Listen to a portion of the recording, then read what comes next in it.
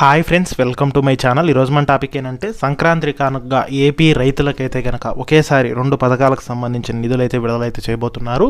So మొత్తంగా చూసుకుంటే రైతుల బ్యాంక్ ఖాతాలకి 4,000 రూపాయలు, 2,000 రూపాయలు, మొత్తంగా 6,000 రూపాయలు అనేది ఒకేసారి విడుదలైతే చేయబోతున్నారు. సో దానికి సంబంధించిన పూర్తి వివరాలు అనేది వీడియోలో అయితే తెలుసుకుందాం. వీడియోని అయితే స్కిప్ చేయకుండా చివరి వరకు చూడండి.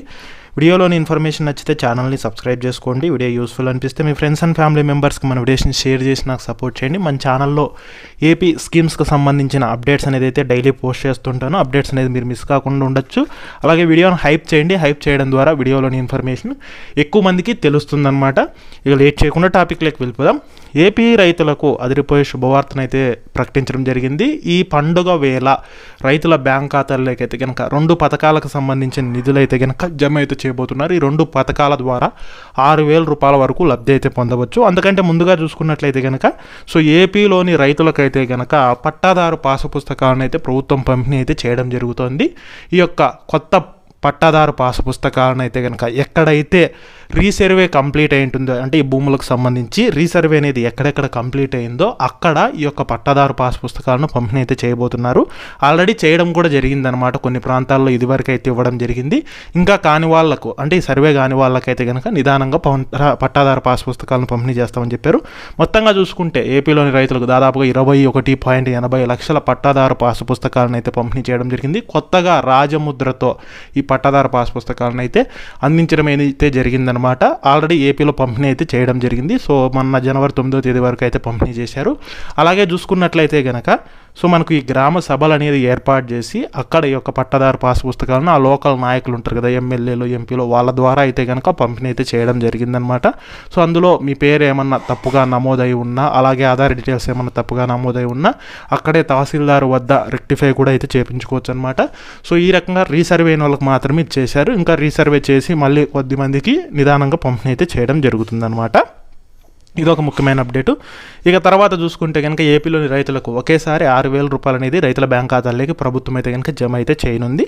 సో ఎవరెవరికి జమ చేస్తుంది అంటే ఏపీలో మనకు అన్నదాత సుఖీభవ పథకము, అలాగే పీఎం కిసాన్ పథకాలకు సంబంధించిన నిధులైతే కనుక విడుదలైతే చేయబోతోంది. సో ఏపీలో ప్రతిష్టాత్మకంగా అన్నదాత సుఖీభవ పథకం అనేది అయితే అమలు చేస్తున్నారు. సో కూటమి ప్రభుత్వం అధికారంలోకి వచ్చిన తర్వాత రైతుల బ్యాంక్ ఖాతాల్లోకి సంవత్సరానికి 20,000 జమ చేస్తామని చెప్పి ప్రకటించడం అయితే జరిగింది. అందులోనూ 14,000 రాష్ట్ర ప్రభుత్వం జమ చేస్తుంది. ఇక 6,000 రూపాయలు అనేది కేంద్ర ప్రభుత్వం జమ చేస్తుంది అనమాట.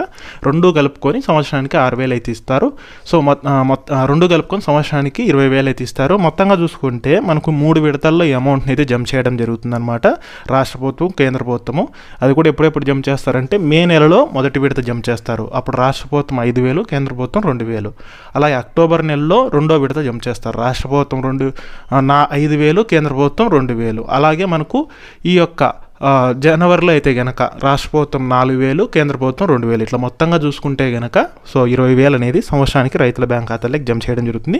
సో ఈ సంక్రాంతికి అయితే విడుదల అయితే చేయవలసి ఉంది. ఒకవేళ ఇన్కేస్ ఏదైనా కారణం చేత మళ్ళీ మనకు పోస్ట్ పోయిన అయ్యే అవకాశం కూడా అయితే ఉందన్నమాట. సో ఒకవేళ ఇప్పుడు కాకపోయినా మళ్ళీ మనకి జనవరి ఎండింగ్లో కానీ లేదంటే ఫిబ్రవరి స్టార్టింగ్లో కూడా ఈ పథకాలకు సంబంధించిన నిధులు అనేది అయితే జమ చేసే అవకాశం అయితే ఉంటుంది. ఈ రకంగా ఒకేసారి రైతుల బ్యాంక్ ఖాతాల్లోకి 2 పథకాలకి ఈ జనవరి నెలలో అయితే సంక్రాంతికి విడుదల చేసే అవకాశం ఉంది. ఇప్పుడు మొత్తంగా 6,000 అయితే జమ చేస్తారన్నమాట. ఇప్పుడు వరకు 14,000 జమ చేశారు కదా, ఇప్పుడు 6,000 రిమైనింగ్ 6,000 అనేది జమ చేయడం అయితే జరుగుతుంది.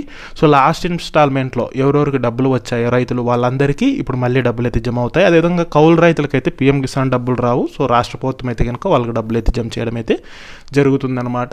అదేవిధంగా ఈ డబ్బులు మీకు జమ కావాలి అంటే కనుక మీరు ఈ పథకాలకు సంబంధించి ఈకేవైసీ అనేది చేసుకొని ఉండాలి. అదేవిధంగా సో మీరు మీ బ్యాంక్ అకౌంట్కి కూడా ఎన్పిసి అనేది లింక్ చేసుకొని ఉన్నట్లయితే తప్పకుండా డబ్బులు అయితే కనుక జమ అయితే అవ్వడం జరుగుతుంది.